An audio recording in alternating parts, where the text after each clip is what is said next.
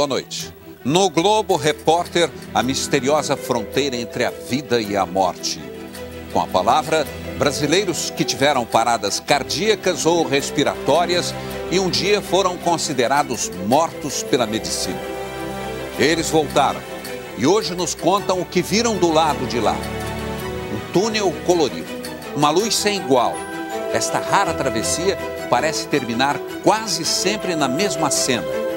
O delegado de polícia, o arquiteto, o executivo, a professora, todos passaram pelo túnel e todos garantem que depois a vida mudou completamente. Mas como os cientistas explicam essa viagem chamada de EQM, a experiência de quase morte? Uma ilusão criada pelo cérebro ou uma realidade que poucos puderam conhecer? Uma experiência extrema de quase morte muda a vida das pessoas para sempre e contagia até quem nunca passou por isso. É quase impossível ficar indiferente depois de ouvir o relato de quem visitou a fronteira entre a vida e a morte. É como se estivesse eu e você aqui. Foi assim que eu vi Jesus. Muito real. Foi bem real. O coração parado, o cérebro sem oxigênio. Na hora da morte, o corpo é como uma máquina desligada. Pelo menos é o que estamos acostumados a ver olhando de fora. Eu entrei num túnel e era um lugar maravilhoso, uma sensação de paz indescritível. Acho até que era o paraíso. Acho até que era, de tão bonito que é. Eu sinto essa luz, ela me acompanha até hoje. E aquele túnel, né, me succionou e começaram a passar telas de toda a minha vida. A gente é muito maior do que o que cabe dentro de um corpo. E isso fica claro depois que você quase perde esse corpo. O tempo passou, mas não apagou nenhum detalhe da experiência de quase morte desta professora gaúcha. O que ela passou durante o parto da filha ainda é muito vivo, 32 anos atrás, como se fosse ontem. Eu me ergui, fiz um movimento para frente e eu saí do meu corpo, ficou a massa corpo deitada na maca e eu saí puxada por uma luz. Tinha um túnel bem longe e aquela luz me puxava. Era uma luz tipo um sol, não era uma luz qualquer, era uma luz muito forte, que soltava raios assim para tudo que era lado e tinha muita força aquela luz. Aí eu cheguei no fim do túnel e atrás do túnel, atrás da luz, aliás, tinha um espaço muito grande, com uma luminosidade tão estranha, tão bonita, que não dá para explicar. Eu não consigo comparar com uma coisa bonita que tem aqui na Terra, assim, hoje, para dizer como era bonito lá. E via o quê? Eu vi lá, não tinha ninguém infeliz, estava todo mundo meio andando, conversando, aparentemente conversando, eu não ouvia nada, né?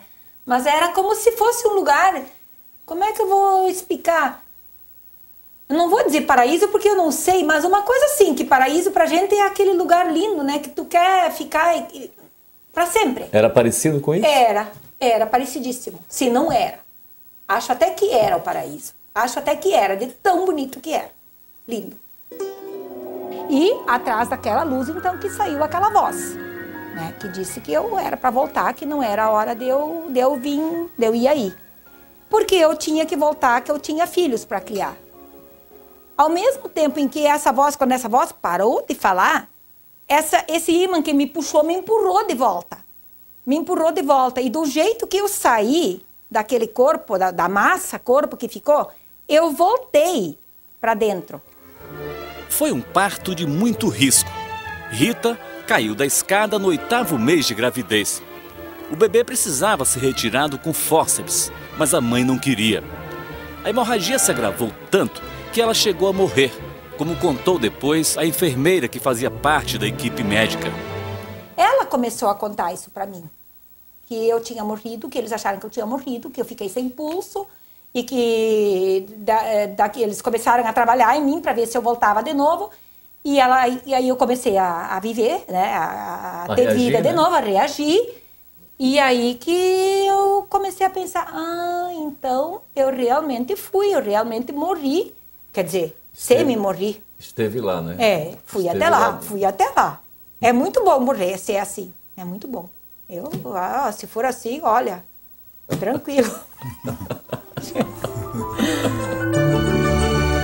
Até hoje, esse era um segredo, revelado agora não só para a família e os amigos de Santa Rosa, a cidade onde Rita mora no interior do Rio Grande do Sul.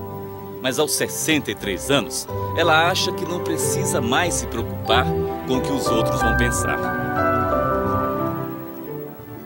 Os detalhes eu não tinha conhecimento até hoje.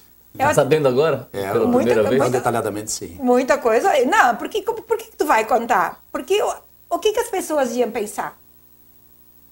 Ninguém ia acreditar em mim. Ou iam achar que eu estava delirando, que eu estava vagando, sei lá, viajando na maionese. Tendo alucinações. Alguma coisa nesse sentido, porque há 30 anos atrás não se contava essas coisas. Mesmo porque as mães ensinavam a gente que esse tipo de coisa não se contava, né? Nem para a mãe eu não contei. E hoje, quando a senhora conta essa história, o que a senhora sente lá no seu coração? Olha, até eu fico emocionada, porque, poxa, finalmente alguém me ouviu, né? Finalmente alguém conseguiu contar. Porque se realmente existe isso, que eu acredito firmemente que existe uma vida após a morte, depois do que eu vi, tenho certeza, não sei como é, mas deve ser muito bonito. Muito bonito porque isso eu consegui ver lá, né?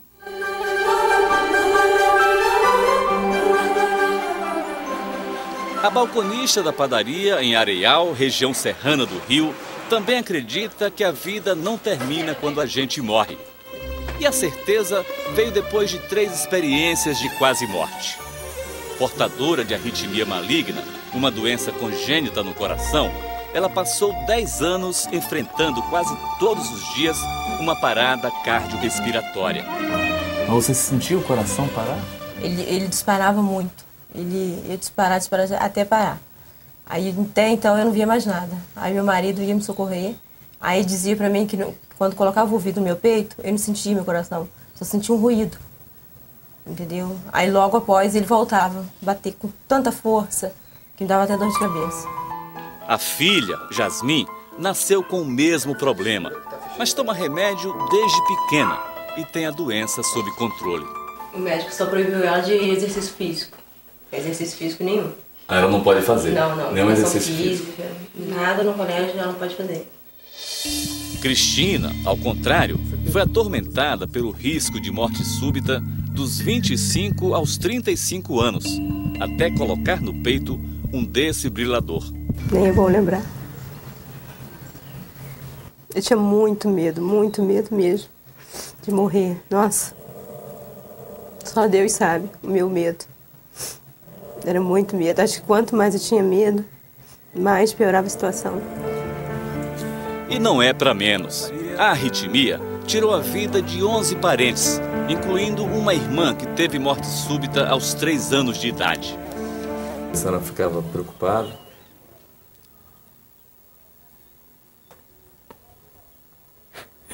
Eu já tinha perdido uma, eu não queria perder outra. E quando ela tinha uma parada, a senhora achava que ia perdê-la também? Chorei muito.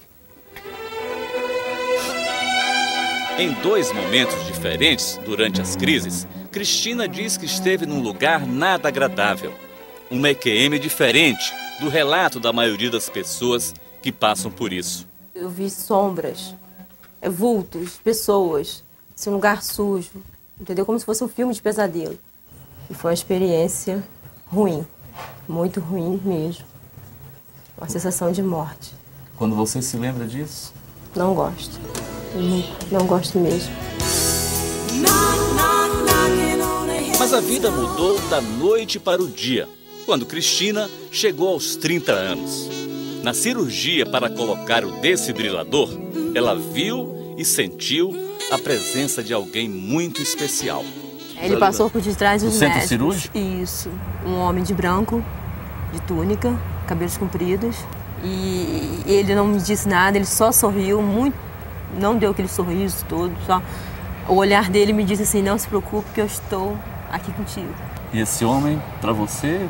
Para mim, ele é Jesus, com toda certeza. Era Jesus. Por que você tem essa convicção? Aí foi uma paz muito grande que eu senti quando eu vi, muito grande mesmo. Não dá nem para te descrever. Eu sabia que naquele momento, acontecesse o que fosse acontecer comigo, ele estaria ali comigo.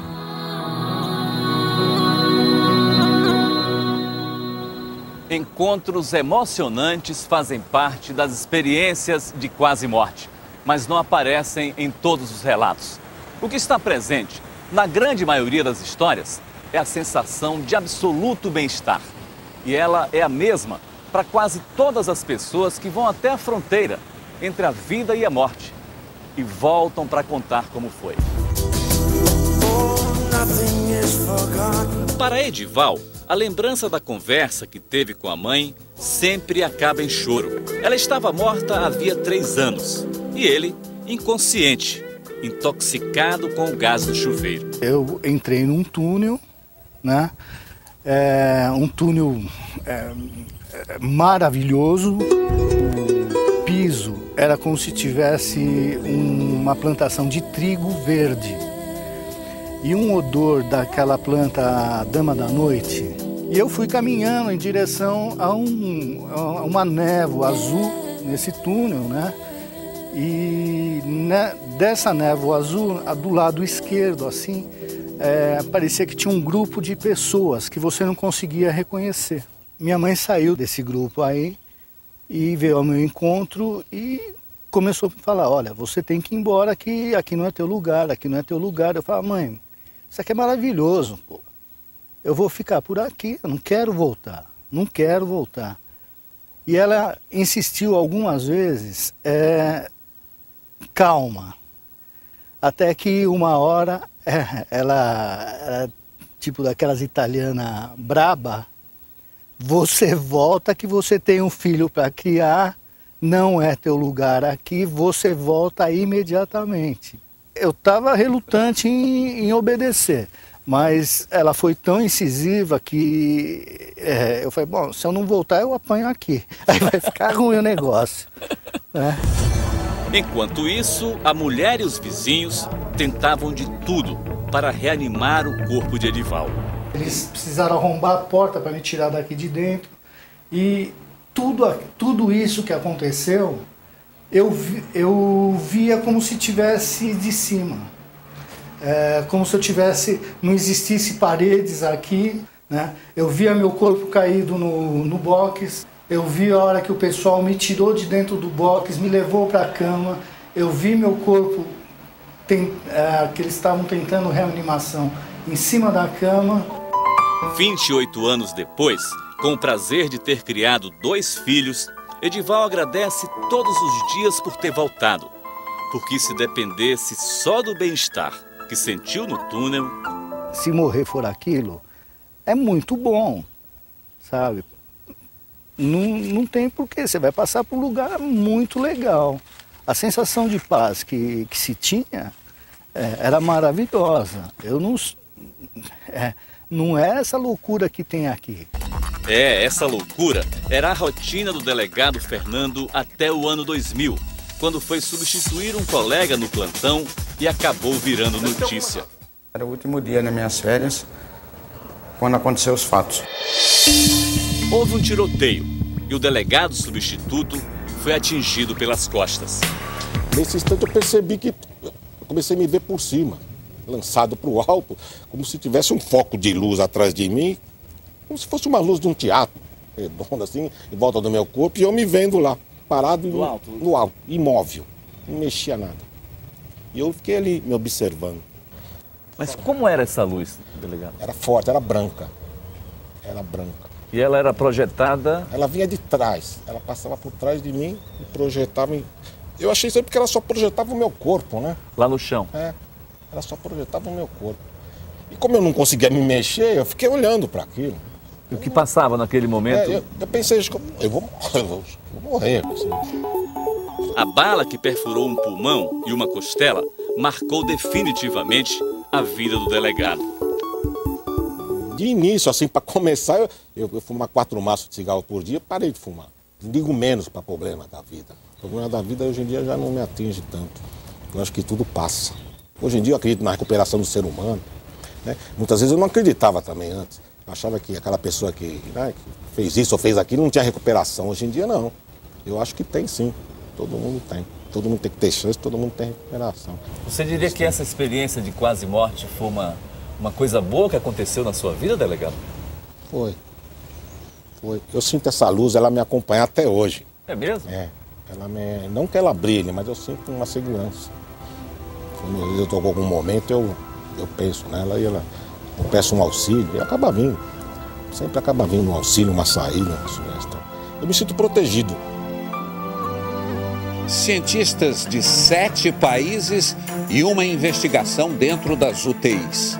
Quando coração e cérebro param de funcionar, é possível continuar pensando? Daqui a pouco. Um momento de prazer intenso. Uma liberdade completa. Aliás, a própria libertação. Foi assim que a morte apareceu para Fernando durante os 10 dias de coma profundo, depois de um grave acidente de bicicleta. Estava descendo aqui, devia estar numa velocidade já elevada, que era só esse rapaz aqui passando assim. É uma Já descida. está mais ou menos nessa velocidade, só que a minha roda é mais fina do que a roda da moto. A roda travou num buraco que devia estar cheio d'água, que nem aqueles ali, e eu voei e caí com a minha cabeça na quina de um carro. O tombo foi tão violento que Fernando teve uma convulsão. No hospital, foi operado 2 vezes para a retirada de coágulos no cérebro. Os prognósticos eram que eu ia talvez não andar, talvez não falar. O médico tinha até falado para mim, olha, não tenha muitas esperanças. Então, eu não segui o conselho dele, tive muitas esperanças e acabou dando certo, né? Deu certo. Mas ninguém diria que enquanto ele estava inconsciente, aqui deste lado, em algum outro lugar, andava flertando seriamente com a morte. Pular nesse precipício seria me dissolver no todo, seria fazer parte de tudo. Era essa a sensação que você sentia? Eu me dissolver, e me libertar. Eu tinha feito um filme com o Walter Salles, no Terra Estrangeira, e então eu resolvi me pegar nisso. Eu falava para ele, Fernando, acorda, você tem que ficar bom, tem que sarar, porque o Valtinho está esperando você para fazer outro filme. Eu resolvi voltar. Porque é engraçado, eu tinha a sensação também de estarem me chamando para voltar. 15 anos depois, o estudante de clarineta virou músico profissional. É que logo depois do acidente, era mais fácil para o cérebro do ator ler partituras do que decorar longos roteiros. Até a recuperação total, foram 2 anos de muito esforço. Mas ele não desperdiçou a chance e permitiu o nascimento de um novo Fernando. Eu não sou essa carne. Eu sou fora disso aqui, eu sou além disso aqui. Então o cérebro é hipervalorizado, né? Não, o cérebro é legal, é uma ferramenta ótima, mas o corpo inteiro é uma ferramenta ótima. E a nossa consciência é além. Isso aqui é só uma ferramenta. Nossa consciência é muito mais, não cabe aqui só. O que hoje parece uma história de pura ficção, poderá ser reconhecida pela ciência como verdade? Da neurociência à física quântica. A cada pesquisa, os cientistas encontram uma resposta e centenas de novas perguntas. As EQMs, por exemplo, começaram a ser estudadas há 150 anos. Mas nunca, como nas últimas décadas, se investigou tanto e tão profundamente o assunto. 28 anos atrás, o pediatra Melvin Morse conseguiu salvar a vida de uma menina que quase se afogou. A experiência mudou tudo que ele aprendeu na escola de medicina sobre o fim da vida. She was nearly drowned in a community swimming pool. A criança que se acidentou em uma piscina comunitária ficou 18 minutos sem batimentos cardíacos E todo o processo de salvamento durou 4 horas. Um mês depois, médico e paciente se reencontraram. E ela imediatamente o reconheceu. I don't like him. He put a tube in my nose. Eu não gosto dele, disse a menina. Ele colocou um tubo no meu nariz. Eu vi o senhor indo até o telefone para chamar alguém. E o senhor perguntou, o que eu devo fazer agora? O senhor me colocou em uma grande máquina que parecia um círculo, numa clara referência ao tomógrafo. E ela disse também com muita segurança, eu não estava morta, eu estava viva. A partir deste episódio, o médico pesquisou experiências de quase morte ao longo de 15 anos. Aprendeu, por exemplo, que nem todas as pessoas socorridas numa emergência passam pela mesma experiência. As EQM são relatadas principalmente pelos pacientes que tinham uma chance mínima de sobrevivência. Talvez isso tenha a ver com a possibilidade de uma vida em um nível superior. Mas, de qualquer forma, essa consciência fora do corpo físico é um evento totalmente subjetivo. Algo que a ciência não pode explicar, diz o Dr. Morse, voltando ao exemplo da menina ressuscitada. O desenho que ela fez para ilustrar o que aconteceu tem o céu representado por um campo florido, onde alguém, que ela imaginou ser Jesus, disse a ela para voltar porque a sua família precisava de ajuda. A menina também explicou ao médico que viu a mãe segurando um bebê no colo. Era o seu irmãozinho, que foi desenhado com um enorme coração e que depois, coincidência ou não, nasceu com um problema cardíaco congênito. O que acontece com a mente no estágio da morte? O que é possível estudar sobre isso? O americano Sam Parnia, outro médico intensivista, também se especializou em EQMs. Ele trabalha como pesquisador e professor no Centro Médico Stony Brook, em Nova York. Usando tecnologia de ponta, os médicos conseguem medir até a oxigenação do cérebro quando ele para de funcionar. Mas é um detalhe de criatividade o que chama a atenção. Nós colocamos acima dos leitos da UTI imagens que só podem ser identificadas do alto. São objetos que não combinam com esse ambiente. Não um desfibrilador, que seria óbvio aqui, mas algo como a gravura de um cachorro cor-de-rosa, por exemplo. Depois, se um paciente, representado aqui por esse boneco, acordar contando que saiu do corpo e viu a gravura lá em cima, bem, esse é o tipo de relato que obriga os médicos a, no mínimo, parar para pensar. Esse é o objetivo do estudo que ele iniciou e está em andamento em 30 centros de pesquisa em 7 países. O Brasil já participa desse estudo, o mais amplo até agora, sobre experiências de quase morte. Os trabalhos se concentram aqui na Zona da Mata Mineira, onde professores da Universidade Federal de Juiz de Fora aplicam a pesquisa em pacientes que conseguem vencer a luta contra a morte. A meta é estudar todos os pacientes que passarem pela emergência de 5 hospitais nos próximos 2 anos. Se há funcionamento mental na ausência de funcionamento cerebral, então essas teorias que afirmam que o cérebro produz a mente, que a mente ou a consciência é apenas um produto do cérebro, essas teorias não se sustentam. O coordenador da pesquisa concordou em montar um exemplo do tipo de gravura que ficará nas bandejinhas. São imagens que podem ser reconhecidas facilmente por qualquer pessoa, não importando o sexo, a idade ou classe social. Se um paciente relatar que viu 1, 2 ou mais figuras que estão colocadas no teto, isso não é uma produção pré-formada no cérebro dele. São imagens aleatórias. Então, provavelmente, esse paciente vai ter que ter tido uma experiência fora do corpo. Nós vamos tentar investigar se realmente o cérebro não estava funcionando. Nós vamos ter dados para investigar se o coração não estava funcionando e, a partir disso, identificar se durante esse período que o cérebro não funcionava, a pessoa foi capaz de ter percepções verídicas, que a gente pode comprovar que aquilo realmente aconteceu. Na Santa Casa de Juiz de Fora, os leitos da UTI já estão preparados. Todos os sobreviventes de paradas cardiorrespiratórias serão entrevistados. Os relatos serão avaliados com base nas respostas de um questionário padrão. Não se conhece nada sobre a mente, mas também se conhece muito pouco sobre o cérebro. E essa pesquisa, de uma certa maneira, vai ajudar, inclusive, a evoluir o conhecimento sobre o próprio cérebro. A pesquisa também vai servir para não desperdiçar histórias como a da psiquiatra Sandra do Nascimento. Diabética, cardíaca e com problemas renais, ela esteve à beira da morte mais de uma vez.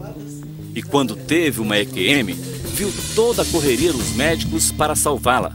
Foi o que ela contou para sua cardiologista insistentemente. Viu os movimentos, descreveu até a movimentação da enfermagem, a movimentação do próprio doutor Leonardo e do outro plantonista que estava junto. E o que nós achamos interessante é que, assim, vários dias depois, ela ficou falando e sempre assim, sempre descrevendo tudo direitinho. Ela reconheceu o doutor Leonardo sem nunca ter visto ele antes. Sem nunca ter visto. 3 dias depois, eu fui para ver como é que a senhora estava e a senhora me reconheceu de pronto e falou, eu lembro que você inclusive me abriu. 6 meses depois, a doutora Sandra esqueceu quase tudo. Permanece apenas a forte presença de uma luz que dá a ela, até hoje, uma enorme sensação de paz e bem-estar, apesar das limitações do corpo muito doente. E essa luz tinha uma cor? Amarela, um amarelo intenso, muito intenso, luminoso.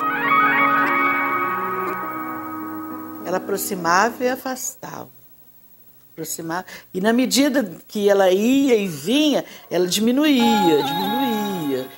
É uma coisa que eu tenho como que inexplicável. Você tem que explicar? Estão como explicar?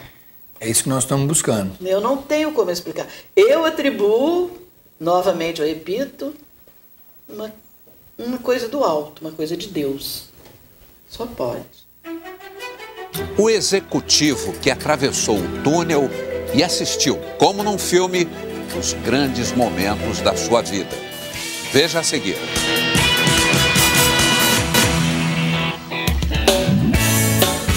O professor é de matemática e estatística, mas vai sempre muito além dos números. Experiência ele tem.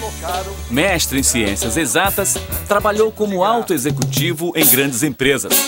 Hoje, prefere apenas ensinar, e não só matemática. Então é muito importante a gente aprender a se encher hoje, de realmente aprender, né, o que é o amor, aprender o que é amar o que eu faço, né, amar minha família, amar meus colegas. Os alunos nem piscam, adoram ouvir a história deste professor que venceu na vida de virada. Tem que botar essa turma para frente, né? Essa história começa há 15 anos com uma parada cardíaca.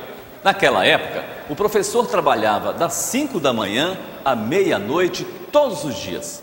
Sérgio ainda era um jovem de 39 anos, mas o coração não aguentou.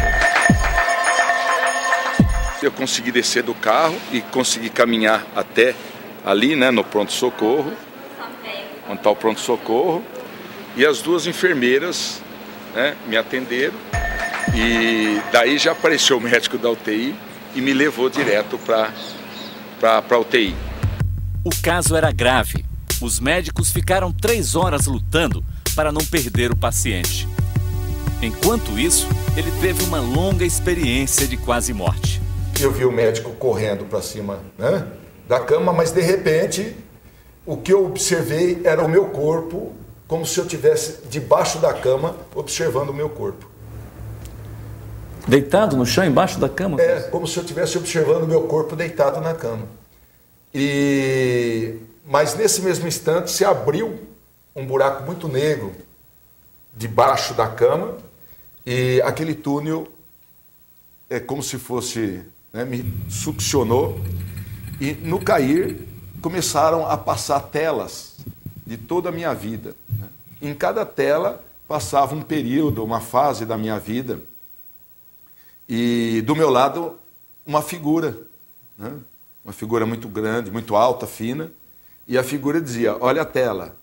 Né? E eu, cada momento que passava, ele dizia, olha, acidente de carro, e eu te salvei. E aconteceu mesmo um acidente de carro? Aconteceu conosco. né? Fomos atropelados por um pneu de caminhão. Uma cena quando eu tinha algo em torno de 8 anos, eu caí dentro de um rio, estava morrendo afogado. Na 4ª vez que eu afundei, eu apareci na beirada do rio deitado. O filme dizia, olha, eu te tirei de lá. Aí, de repente, o túnel era algo como se ele fizesse uma curva bem aberta. E quase chegando no fim do túnel, onde tinha uma luz muito vermelhada, muito amarelada, ele dispara. Nós paramos. Ele diz assim, você apelou pelos seus 2 filhos. E é devido aos seus 2 filhos que você vai retornar. Realmente eles precisam de você. E ali, a partir daquele momento, tudo se reverteu. E eu voltei, e voltando eu vi o meu corpo debaixo da cama novamente, o meu corpo deitado na cama, e a impressão é que sai, né, de uma piscina com muito tempo de fôlego, né, e de repente você... E eu senti que o corpo todo estremeceu e, por coincidência, estava passando a enfermeira ali, em frente à cama, e eu ouvi, doutor, doutor, doutor. Aí, de repente, ele deu um abraço e ele gritava, vencemos a morte, vencemos a morte. E a última cena que eu me lembro dele, ele saindo da UTI, devia ter acabado o plantão dele, ele indo embora cantando. Depois, o médico avisou que naquele ritmo, Sérgio não teria uma segunda chance. Os gêmeos ainda eram bebês. O casal tinha a vida inteira pela frente. Ele só precisava de coragem para encarar a mudança. Pare mesmo. Pare mesmo. A gente também trabalha, vamos unir nossas forças, né? E nós queremos é você conosco, né? A sua saúde. Sérgio encerrou a carreira como executivo de uma grande empresa e começou praticamente do zero na vida acadêmica, sem garantia de sucesso. Hoje, é chamado para dar aula em várias cidades brasileiras e até no exterior. E não perde nenhuma oportunidade para falar do que aprendeu para a vida, depois de quase morrer. A primeira pergunta, curtiu a família? A minha resposta tinha sido não. Curtiu os filhos? Não. Trabalhava o dia inteiro. Curtiu a vida? Não. Então, a coisa mais tenebrosa que tem é nós respondermos não para essas 3 perguntas. Os jovens reconhecem o entusiasmo do mestre e aprendem a lição facilmente, como se fosse um carinho de pai para filho. Você para de ficar tão mecânico e começa realmente a ver a vida com um olhar diferente. Você passa a tomar algumas decisões mais voltadas para o que você está sentindo e não pelo que a carreira manda, por exemplo, né? E eu acho que é isso que realmente mexe com a gente. Eu vejo aqueles alunos não como simples, né, pagadores, mas eu vejo como, poxa, eles vão ser formados um pouquinho, pelo menos, pela minha presença. E se não fosse a EQM, provavelmente você... Provavelmente eu não teria a visão que eu teria hoje. Se fosse a EQM, talvez eu teria até tentado dobrar o meu período de trabalho, procurando ganhar mais, procurando agradar homens, né, em termos de cargo, em termos de funcionário, e não teria esse sentido da vida, dessa plenitude que é poder, né, ver o crescimento dos filhos, poder dizer que, poxa vida, né, olha, cresceram, e eu vi eles crescendo. Sonhos premonitórios acontecem? A gaúcha que viu e conversou com o irmão que acabava de morrer num acidente. Daqui a pouco.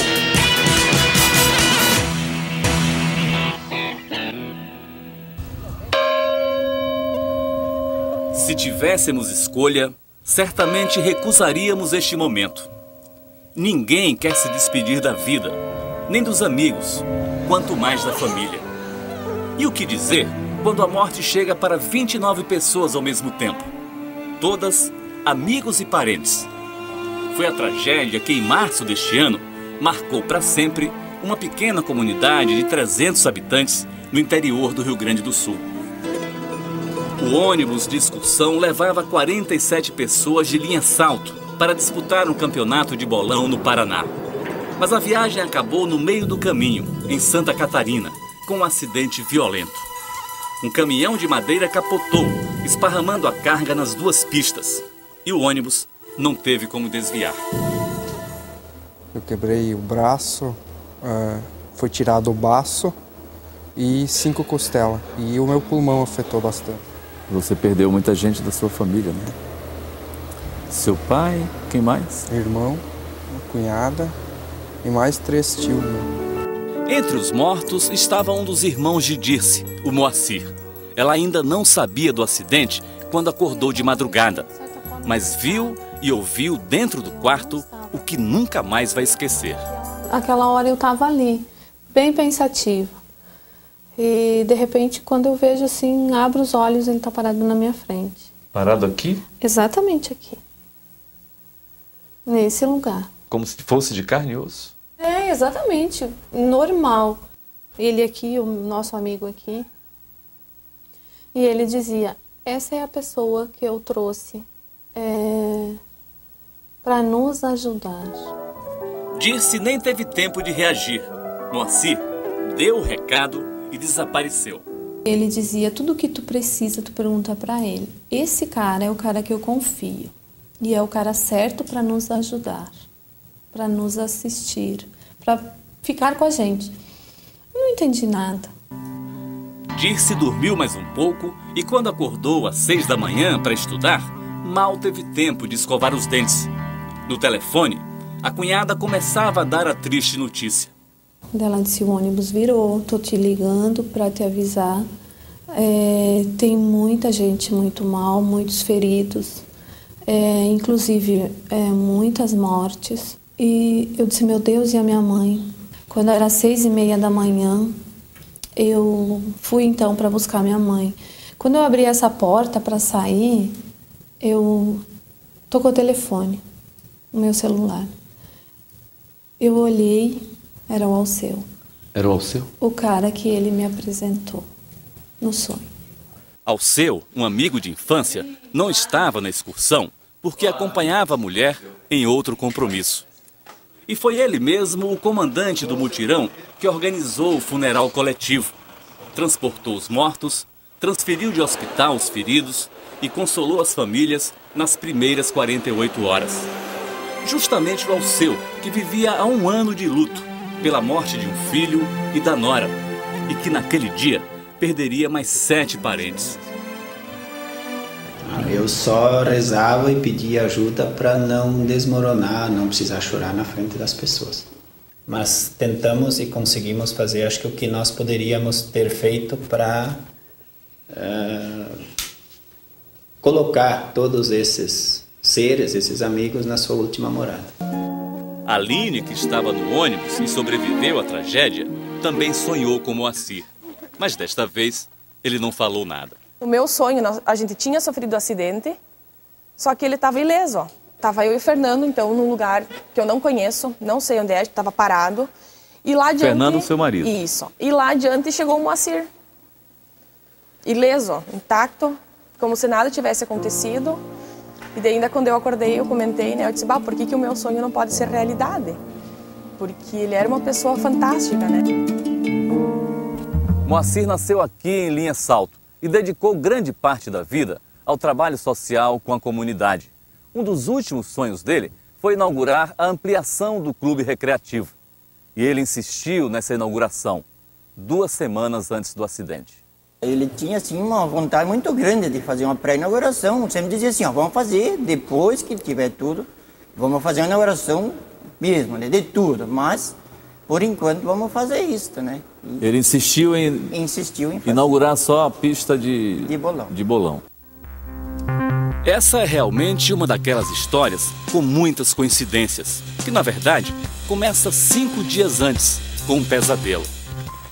Pois é, esse sonho, eu vi esse sonho, esse pesadelo, o ônibus todo arrebentado, vários corpos estraçalhados, né? E uma carreta virada. Capotado. Você viu isso no sonho? Vi isso no sonho. E você não avisou antes por quê?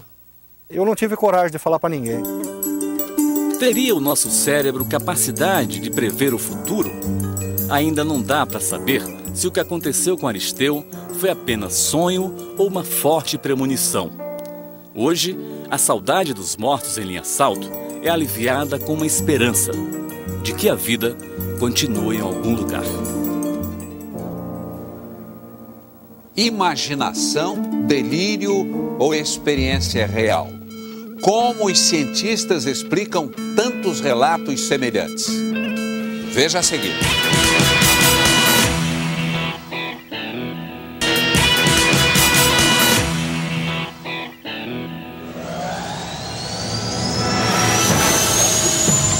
O túnel colorido, misterioso. A luz vibrante, magnética. A sensação de surpreendente bem-estar e a viagem que todos tentam entender. A experiência de quase morte é um enigma para a psiquiatria e para a filosofia, a neurologia. Mas os cientistas se dividem.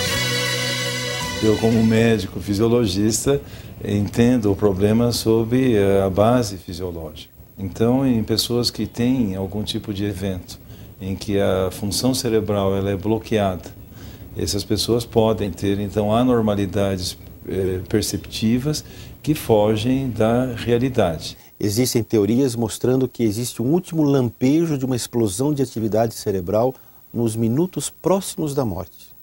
Então, esses relatos possam estar vinculados no momento da perda da consciência, mas ainda com o mínimo de atividade cerebral ainda em curso, talvez desorganizada, talvez atrapalhada, talvez não de uma forma condizente com a atividade cerebral normal. Seria a experiência de quase morte uma manifestação da mente ou do cérebro? Se esses pesquisadores conseguirem alguma resposta, darão uma contribuição importante para ajudar a esclarecer uma polêmica que há mais de 2000 anos vem atormentando cientistas do mundo inteiro. Mente e cérebro são a mesma coisa? Então, há várias possíveis explicações para as experiências de quase morte. Uma delas pode ser o cérebro com a falta de oxigênio, a pessoa tem uma alucinação, tem uma visão falsa. Pode ser que no período de próximo à morte a pessoa fantasie, crie imagens como um mecanismo de defesa. Pode ser também uma das possibilidades de que a própria consciência, a própria mente, efetivamente, possa ser independente do cérebro, estar realmente presenciando e vivenciando aquelas situações descritas na experiência de quase morte. É muito bom morrer se é assim, é muito bom. Se for assim, olha, tranquilo. E esse debate continua na internet. Na nossa página, o cirurgião cardiovascular Leonardo Miana conversa com os internautas. Ele é coordenador da pesquisa sobre experiências de quase morte no Brasil. Participe. Assista agora a sua novela das 11, O Astro. Bom fim de semana e até a próxima sexta.